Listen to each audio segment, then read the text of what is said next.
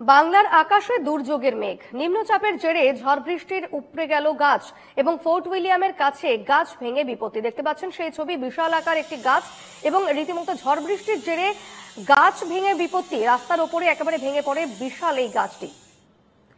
বিস্তারিত জেনে নেব, আমাদের সঙ্গে রয়েছেন প্রতিনিধি বিউ সরকার। বিউ, একটি বিশাল আকার গাছ একেবারে রাস্তার উপরে ভেঙে পড়েছে, এই ঘটনায় কি কোনো হতাহতের খবর পাওয়া যাচ্ছে?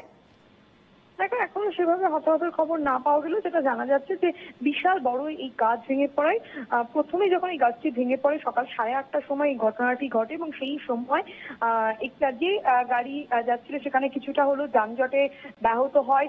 ব্যস্ততম অফিসের সময়, সেই সময় সকাল 8:30টার সময় এই গাছ হঠাৎই বড় একটি গাছ ফোর্ট উইলিয়ামের সামনে সেই সময় ভেঙে পড়ায় গাড়ির কিছু অংশে ক্ষত হয়েছে বলে জানা যাচ্ছে, ক্ষতিগ্রস্ত হয়েছে বলে গাড়ি যেটা জানা যাচ্ছে। সেভাবে যদিও গাড়ির মধ্যে যেসব যাত্রী বা চালক ছিলেন সেভাবে কোনো তাদের ক্ষয়ক্ষতি না হলেও, তারা কোনোভাবে আহত না হলেও কিন্তু গাড়ি কিছুটা হলেও ক্ষতিগ্রস্ত হয়েছে বলে জানা যাচ্ছে।